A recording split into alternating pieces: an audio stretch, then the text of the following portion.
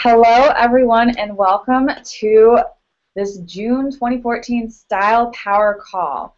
Now, Style Power is all about women stepping into their power and stepping out in style. I fully believe in more women in leadership roles, women staying in the workforce, and I'm here with You Styled to help you do that. Take something off your plate, make your life a little bit easier, but also have more confidence in how you present yourself, how you show up.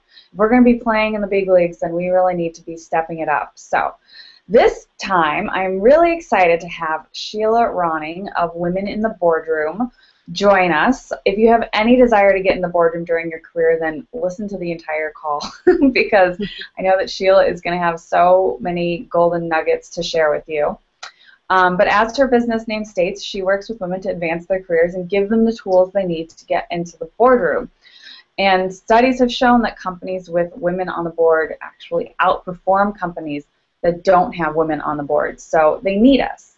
And in my opinion, that's not so much that we need women to be ruling everything, but I think that we really need to have a nice balance of male and female energy on the boards because that's how we come to better decisions.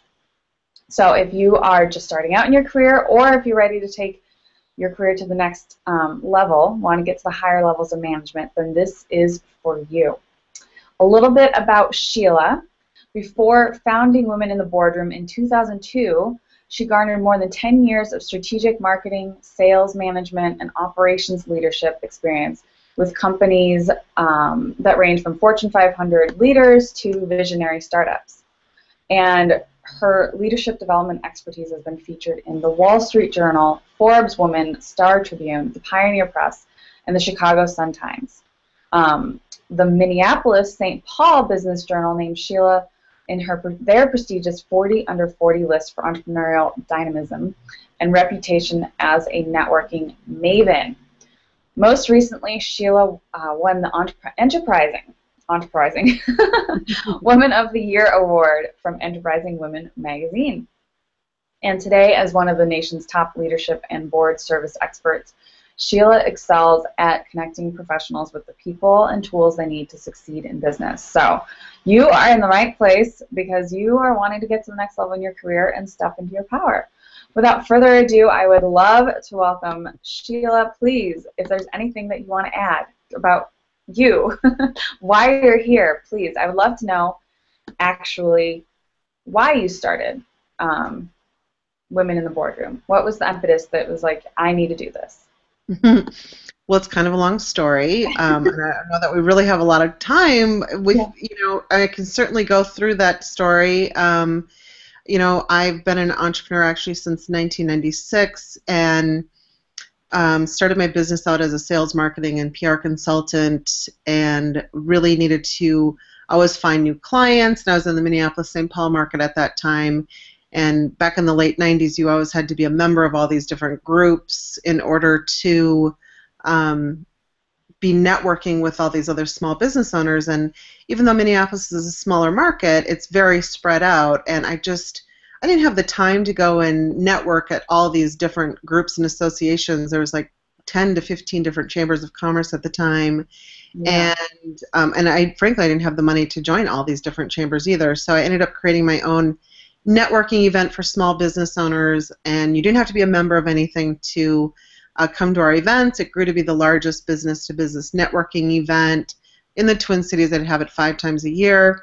My mentor at the time had come up to me and said, "You're obviously great at getting people in the room. I would love it if you would start an event that focused on helping women get into the corporate boardroom." So that's what I did. So I started an annual event in Minneapolis. Eventually, I had this event in 15 cities across the U.S. And then 3 years ago, I dramatically changed course with what we were doing and stopped being just an event organization and really started to do a much deeper dive with senior level executive women to really help them navigate that path to the boardroom. Wow. And so that's where we are today. I love that. First of all, it seems a little bit serendipitous, like it just things fell into place and everything aligned. Yes. And second of all, the fact that you just created your own networking event, I mean, being resourceful that way, I think it's just brilliant. And if that's not one of the top 10 takeaways that we'll talk about, that's like number 11 at the very least, as far as creating your own opportunities to meet people. I Yeah. think that's really cool. And I've seen a lot of people have great success doing things like that. Of course, that doesn't mean that everyone needs to do it, because then that doesn't work. But Right, exactly. Well, you build it, they will come, right? ideally, yeah. Yeah. Yeah, exactly. Well, um, yeah, I mean, there's many reasons why women should, think about serving on a corporate board too. Obviously, we know that the companies, the business case has been made over and over again why companies should have women and, diversity, whether it's gender, race, age, skill set, all of these different elements on a board. The companies, I mean, the business case has been made over and over again why it's important, and, it's obviously good for the bottom line. But, for women, they should really be thinking about serving on a corporate board, because it really can help advance them in their career. It gives them, this intellectual challenge of being at the table with very smart people, and, just the conversations that are happening will really help elevate them to the next level. And hey, it certainly doesn't hurt that you get paid to be on these corporate boards. yeah. Women are really great at volunteering their time on nonprofit boards, but we really, we solely work on helping women get onto corporate boards. I always say, I have no desire to help women volunteer one more minute of their time. I love that, and I can certainly relate to that as well. Yeah. As far as just personally being like, okay, if I'm going to continue volunteering, I'm actually going to have to hire an assistant to do Right. some of the follow-up work, which is Exactly. important to me. The volunteer work that I do is important, but Oh, yeah, definitely. And I never want women to stop doing their charitable work. Obviously, this country would be in a world of hurt if women stopped doing their charitable work. I just want them to make smart decisions when it comes to nonprofits. If they are going to use that as a stepping stone to get onto a corporate board, then I always suggest a few things. That one, they make sure that it's a larger nonprofit board, and that they make sure that it's a well-run corporate board, so that they're learning good corporate governance. Take a leadership role on that board, and make sure that there's men sitting at the table, so that you are building your network not just only with women but also with men. And of course, make sure you know what the expectations are from that nonprofit, because a lot of nonprofits do expect you to write out a check, whether it's 5,000 or 50,000, either that or they expect you to fundraise it. So it's good to know what the expectations are. yeah, absolutely.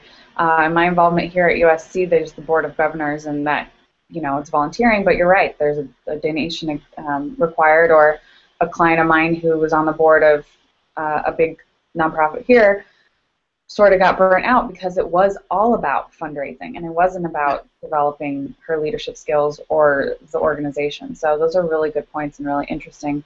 Yeah. And I mean, maybe this is a little before we go into the top 10. I mean, for me with the boards and volunteer work, I've actually had some of the most meaningful networking and relationship building opportunities from some of the volunteering that I've done. But I've been very specific about it. I don't know if you have anything to add to that. Yeah. Oh my gosh. Yeah. You definitely have to. It's work. To be in the nonprofit board and to really get the most out of it, and that's why I say to make sure to take a leadership role. But you need to. There's many things. I mean, to get onto a nonprofit board and selecting the right one and putting the time and energy into it, but you have to be working it. Mm-hmm. Absolutely. Well, let's dive into your top 10 tips for getting on board, and I might interject with a thought or comment or follow-up question, but I'm really excited to hear some of this stuff. I've mentioned I went to University of Southern California, and so I have been really involved with their alumni organization and on some of their boards. But one of my takeaways, just to tell you this, is it's all women's groups. So, and not everything I do, I mean, partly I'm just passionate about empowering women, but that's an interesting thought. Like, oh, I get along fine with men and men in business, but that's like a sort of next step that I can take. So, Oh my gosh, absolutely. And as a business owner, you should definitely be learning, you know, take the advice of, companies do better when they have a more diverse board. You should be having a more diverse network. Yeah, absolutely. I Yeah. love that. Well, good. And I challenge everyone who's listening, whether you're listening live or in the in the future to the recording. Think about what little takeaways you or tweaks that you can do with what you're doing now. Maybe, and if there's all 10 of them and you're not doing any of them, all right, which 1, 2, 3 will you start with? But I really, as Sheila's going through this, I want you to think about this because I want you to get into the boardroom. So. Yeah, and the whole thing about what we do is that it's very applicable to helping them advance in their career too. So I'll get started. So my first one is really to develop a strategic plan to take you there. We always need to know what's the end goal and create a plan to help get you there.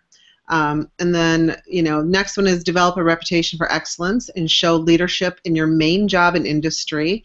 Obviously, you're not going to get onto a corporate board if you are not at the top of your game in your current job. So make sure that you're doing that and educate yourself on board responsibilities and learn what it's like to be on a board. And that's where, the whole nonprofit piece could come in.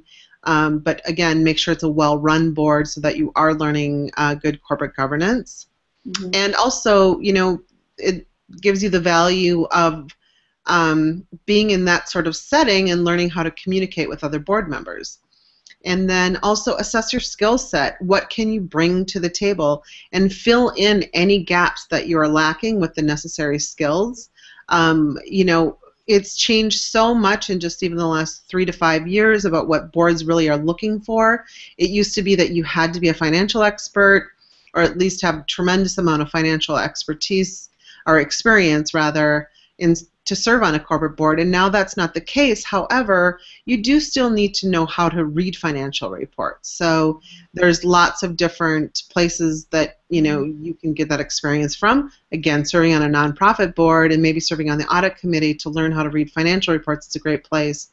We also have our past webinars that we've done. They're all recorded and available on our website at womenintheboardroom.com, but you can go there and watch our 3-part series on reading financial reports. It's kind of a dry webinar, but the topic is great. But again, really know your skill set and fill in any gaps that are necessary. Bring your A game to whatever you do because people are watching you is my next on my next top 10 list, and you'll appreciate this. Dress well. Yeah. Be prepared. Make sure that you show up for every meeting, and do not work your smartphone under the table because everybody already knows you are doing that. You're not hiding it from anybody, right? Yeah. Next is build your profile, your personal brand, and have a board bio. A board bio is definitely different from your marketing bio, like what Catherine just read about me, that it would not be my board bio, that would be my marketing bio. Work to get on a government commission or committee board, whether it's local, county, state, or national. And just to back up to the board bio, if anybody does want a sample of a board bio, you certainly can email me and I will send you one. My email is sronning@womenintheboardroom.com. Next tip is to seek out acquaintances who own their own companies and volunteer to start or serve on their advisory boards. Typically when you hear about corporate boards, especially in the media, and all the different companies that are doing research on boards, they're really doing the research on the Fortune 500 companies. And to get onto one of those boards is highly unlikely unless you are a sitting CEO in a Fortune 500 company or at least in the C-suite. But hey, the good news is that there are thousands and thousands of other types of boards out there, in the for-profit sector. So, there's the privately held company boards. There's also for-profit advisory boards. Advisory boards are a really great place to start. And if you know entrepreneurs and they don't have an advisory board, they could create an advisory board and put you on it. There's a really great book called Built to Scale, and if you know of any entrepreneurs or if you yourself are an entrepreneur, a really great book to read is called Built to Scale, and she really does a great job of outlining how to create an advisory board for your company and how to compensate them. So lots of great ideas in that book. Yeah. Well, and the compensation question was my question. The comment, I should say, is advisory versus the board, and this may be a simple question, but maybe other people have it as well, in that sometimes maybe you're not compensating, or maybe it's stock options, or, I mean, you don't have to go into detail here, but just a little better understanding. But I'm definitely going to be picking up that book. Yeah, it's, so are you asking me if if you were to start one, or if you were going to go on one? I think if you were looking to take on an advisory role, obviously you're going to need to do the research and understand what that is deeper than what this conversation you and I are having would be. But so from that perspective, but also if you wanted to build one, what would you need to be prepared, I guess, to give in return? Yeah, that is a pretty lengthy discussion, but okay, so let's start out with what you could maybe look at getting paid. I mean, the public company boards, could be anywhere from $25,000 a year up to millions of dollars a year. Right. And, large privately held company boards, can be very similar to the public ones, but then you have your medium and smaller privately held company boards, and that could be, as low as maybe $15,000 a year, and for 4 to 6 meetings a year isn't that bad. And then for advisory boards, that is going to just be all across the board. I just would make sure that if they're not somehow compensating you, that you maybe don't go on it, because when they're not compensating you, it means that they may not be taking you serious, right? And as far as, it could be that they're giving you $100 a meeting, or they're giving you $5,000 retainer a year. And then, the same goes with you're going to create your own advisory board. Any kind of stipend would be great, to give. But you also might find people that you could trade services with. Mm-hmm. Right. I think that's really interesting. Even just the comment that you make as far as that they value and that they're going to take you seriously. I mean, just from a service perspective in general, sort of what you were talking about before, about women not just volunteering their time, like not working another minute for free, really thinking about things from those terms, and that your time is valuable. So whether you are already corporate in a job or an entrepreneur, and selling your services or selling your products, like really being mindful of that you want it to be in alignment with you and people that value what you have to offer. Right, exactly. Oh, interesting. So go ahead.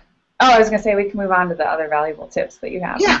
So another tip would be to get to know recruiters at search firms. I mean, there's lots of research out there that says, really that less than 15% of all of the board seats are filled by a search firm, but it's still good to get to know those recruiters.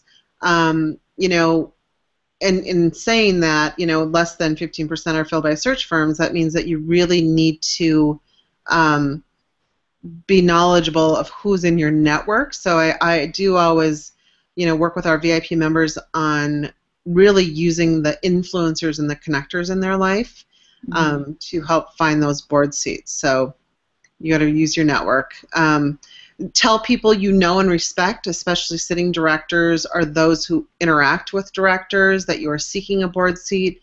Identify and meet all the women directors in your city or region, because women directors often make it their mission to get other women on board. So again, it just goes back to the networking piece. But you really do, before you even start reaching out to your network, you need to know what it is that you can bring to the board, right? And, because when you're reaching out to I mean, women are such great networkers, but we're really not so great at using our network. You can't just say to someone, hey, I'm looking to get onto a corporate board, and I want to know if you know anybody. That's providing them with such a small amount of information, and they're not going to be able to help you. So really, you need to help them help you. So you need to know what your skill set is, what you can really bring to a board, what kind of boards you're looking for, whether it's size or industry, and that then will really help these influencers and connectors in your life help you.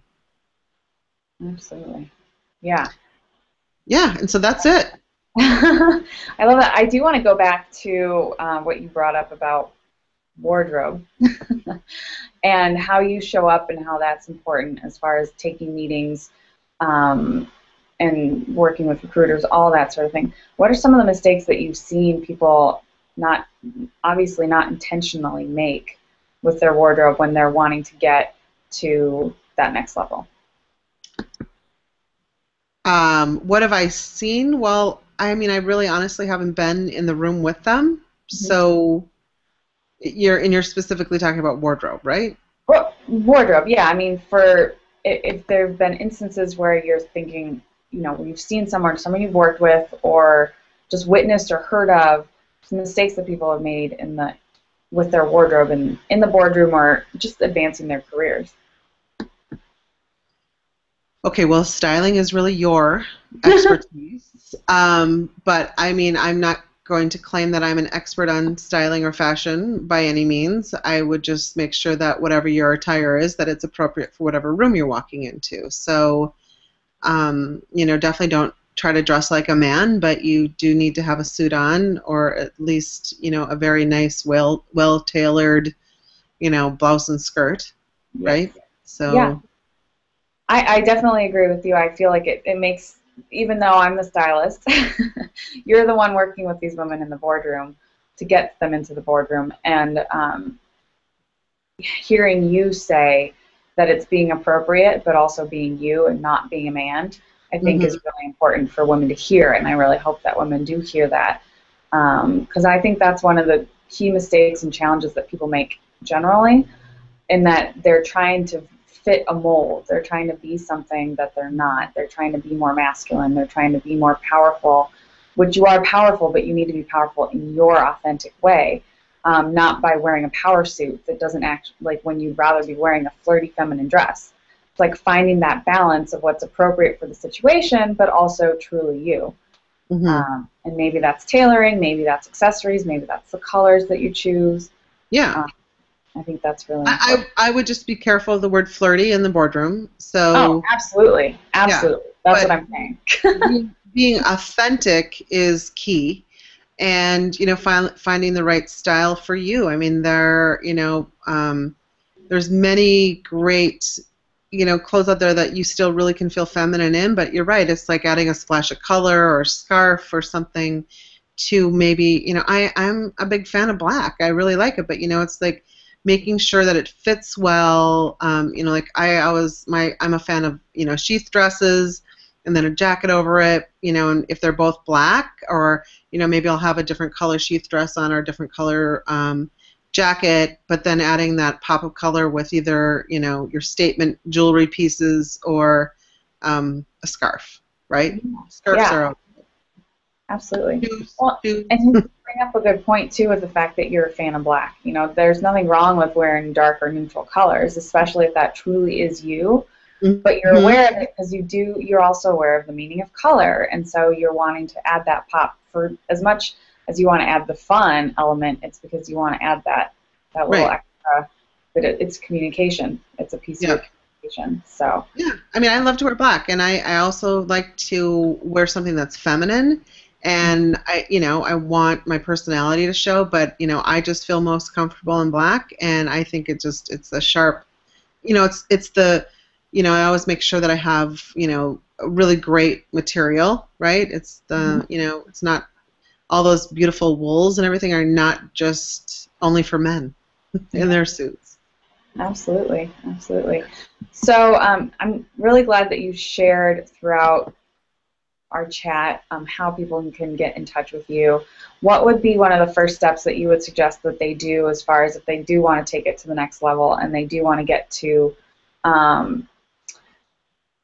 a position in the boardroom, up-leveling their career, and whether that's working with you? I'd love to know how they can keep in touch with you the most effective way. Yeah. And if there's just one thing that they should do today, maybe it's their network, that sort of thing.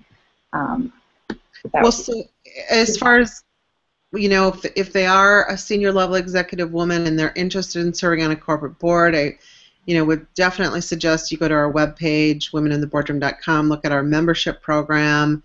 I do have a short video on there that they can watch, that really gives some good information on our VIP program. Watch that, but also, we have a very active LinkedIn group, our Women in the Boardroom LinkedIn group. So whether you're just starting to think about it or maybe you're a middle manager, and you want to start engaging in some of those conversations or just frankly reading the discussions that are happening, our Women in the Boardroom LinkedIn group is a great place, or just email us and get on our newsletter. We have a monthly newsletter, and then it will also give information too on all of our webinars that we have too. Yeah, and I would encourage you all to definitely sign up to get the webinars because they're great content. I mean, this is just the tip of the iceberg because I wanted you all to start thinking about what's possible for the higher levels of your career and business success. And I will be joining you in the LinkedIn group, that's for sure. I think that's a brilliant idea. I love that. But the one takeaway, I'm sorry, to answer your question about the one takeaway, I definitely think it's so important for women, no matter whether they're wanting to serve on a board or not, but really to help advance them in their career, is to make sure they're staying in touch with the influencers and the connectors in their life. And don't lose touch with them. You might have met them just last week, or you've known them for the last 20 years. Find a way to stay in touch with these people. Right. Whether that's, creating gatherings, opportunities, inviting them for coffee, you're great. Right. I think that's really important. I agree with that. Yeah. And it's about building a relationship. Connecting them together, right? So it's not all about you all the time? Absolutely. Always. And that actually brings up a really good point, and I think you touched on this earlier, but it's worth going back into, of making sure that you're providing value. I mean, as far as if you're wanting to connect with an influencer or someone who can help further your business and career, what can you do for them? And in a lot of cases, maybe they just are excited about helping the next big thing become the next big thing. But I think it's always important to think of it from that way because, there is a lot of talk with the millennial generation, and I want to address it because there's that sense of entitlement that they seem to have. And that's not everyone, that's a blanket statement, but I do really think that it's important for women and, all young people to realize that we do want to help you, but at the same time, it's not just about, you're not necessarily entitled to it. You have to work for it. You have to provide value. Right. So, well, thank you so much for joining us, Sheila. Everyone, I do want to mention really quickly, we do have the Style Power program that is starting June 22nd, and you can sign up for the program up until June 20th. Registration closes. It's an 8-week program for you to step into your power, step out in style. We will completely, I'm taking you through everything that I do with my clients throughout the 8 weeks, broken down into modules. We're going to be defining your style, helping you dress for your body type, cleaning out your closet, creating your own personal brand of style, as well as doing some work so that we can help you get more visible, build a wardrobe you love, and continue to evolve your style and your career. You can sign up for more information at youstyled.com/style-power-program. And I'll post the link below so that you can see that as well. As you can tell, I'm a little bit passionate about women stepping into their power, women in leadership, and helping make it easier for you to do everything that you want to do in your life. So thank you again, Sheila. Be sure to check her out at womenintheboardroom.com. Sign up for the LinkedIn group, sign up for emails, and have a great rest of your day. Well, and thank you so much, and good job on all the great work you do for women. Thank you. Thank you. Yay. Okay, bye-bye.